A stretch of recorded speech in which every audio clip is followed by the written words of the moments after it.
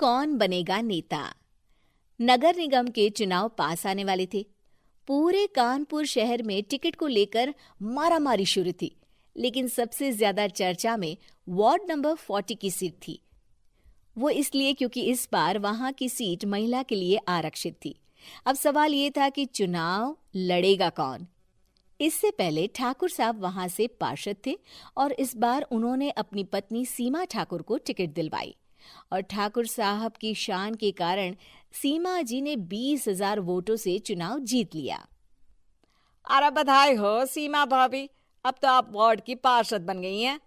अब तो हमारे काम आप ही करवाएंगी। अरे ये तो सिर्फ नाम की पार्षद बनी है, वो तो महिला सीट आ गई, वरना पार्षद तो मुझे ही बनना था। अब भले ही चेहरा इसका होगा, लेकिन पावर तो मेरी ही होगी। अरे वाह भाई साहब, क्या दिमाग लगाया है आपने भी। आइए आप लोग, खाना लगा दिया है सबके लिए। सीमा जी पार्षद बन चुकी थीं, फिर भी उनकी एक ना चलती। सारे काम ठाकुर साहब खुद ही संभाल लेते और जहां जरूरत पड़ती वहां सीमा जी का अंगूठा लगवा लेते। सीमा जी ज्यादा पढ़ी लिखी भी नहीं थी। एक दिन ठाकुर साहब और सीमा एक प्रोग्राम में जाते हैं। अरे ठाकुर साहब, आप आ गए। ओहो, पार्षद मैडम भी आ गई हैं। स्वागत है आप दोनों का। लगता है हमारे पार्षद फंड का सही इस्तेमाल हो रहा है। चलिए अब उद्घाटन करते हैं। ये लीजिए ठाकुर साहब कैची, आप ही सबसे पहले प्रवेश कीजिए।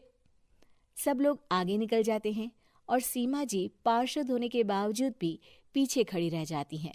वो देखती हैं कि वेलकम बोर्ड पर उनका नाम है, लेकिन महिला होने के कारण कोई उनका सम्मान नहीं कर रहा। अगले दिन एक आदमी उनके घर आता है। अरे ठाकुर साहब नमस्कार। कल ना हम नोटिस किए कि हमारा घर तो अवैध है और नगर निगम वाले उसे तोड़ने आ रहे हैं। अरे कुछ कीजिए ना ठाकुर साहब। देखो भाई, मैं तो ज्यादा कुछ कर नहीं सकता, पर अगर तुम सबकी जेब गर्म कर दो तो कुछ हो सकता है। कुल मिलाकर 4 लाख लगेंगे। अरे 4 लाख ठाकुर साहब? अरे भाई, मैं अपने लिए नहीं मांग रहा हूँ। दरोगा है, इंजीनियर बाबू है, बड़े साहब है, सबको देना पड़ता है ना थोड़ा थोड़ा। बोलो है मंजूर? तभी वहां अचानक सीमा जी आ जाती हैं। अरे ये आप क्या कर रहे हैं? पहले इन्हीं लोगों से तो आपने वोट मांगे, अब इनसे ही पैसे ले रहे हो। अरे चुप रहो तुम। तुम्हारा काम है सिर्फ अंगूठा लगाना, तुम वही किया करो। मुझे दूसरे काम तुम मत सिखाओ, समझी?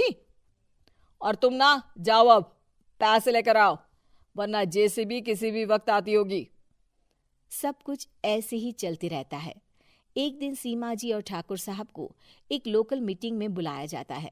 वहां पर कई और अधिकारी लोग भी मौजूद रहते हैं।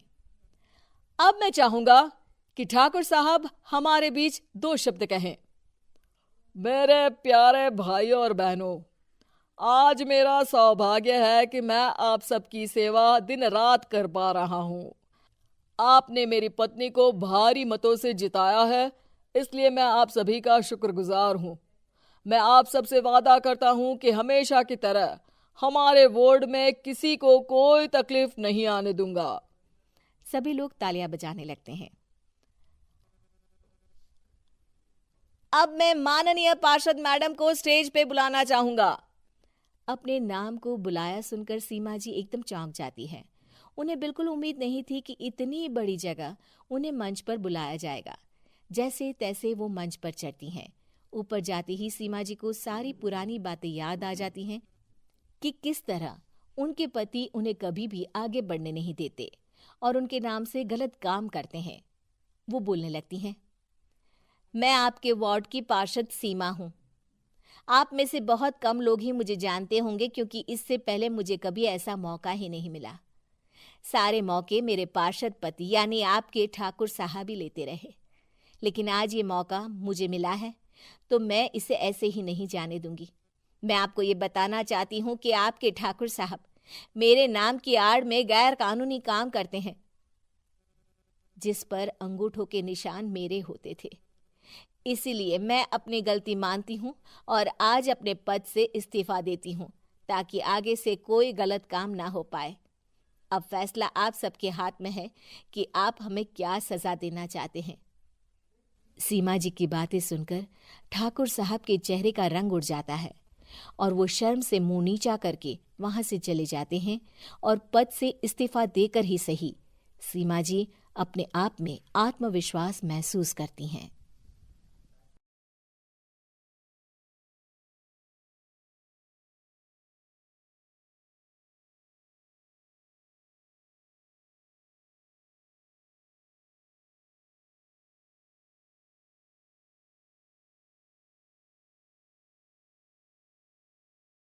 का परमेश्वर कहता है कि तुम उसके लोगों को जाने दो, नहीं तो बुरी बातें तुम्हारे साथ होंगी। पर फिरौन ने उनकी नहीं सुनी।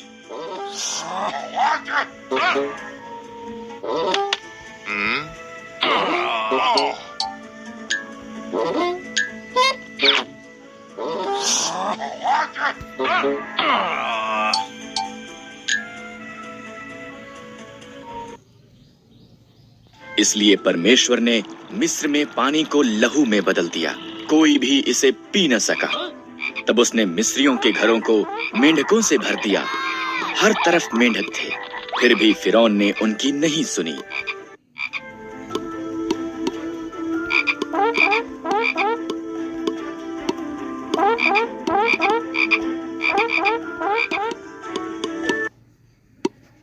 इसलिए परमेश्वर ने मिस्र के आकाश को कुक्कियों से भर दिया, वो वहां धूल के समान भर गई। फिर उसने मिस्र के देश को डांसों से भर दिया, फिर भी फिरौन ने उनकी नहीं सुनी।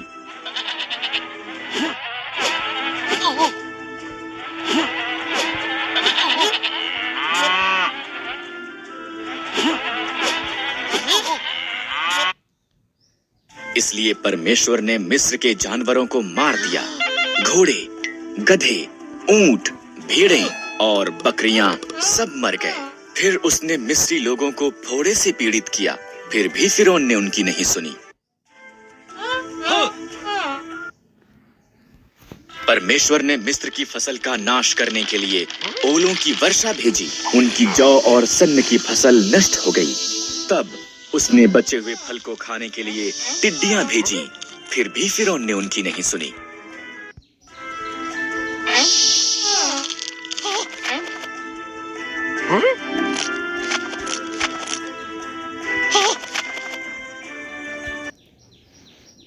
इसलिए परमेश्वर ने देश में अंधकार भेजा, फिर भी फिरौन ने उनकी नहीं सुनी। परमेश्वर ने कहा, मैं मिस्र में प्रत्येक पहिलौठों को मार दूंगा और सभी पशुओं के पहिलौठों को भी।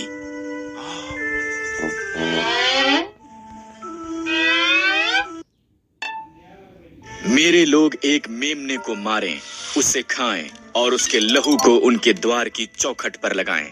मैं लहू को देखूंगा और उनके घरों को छोड़ दूंगा, उनके बच्चे नहीं मरेंगे।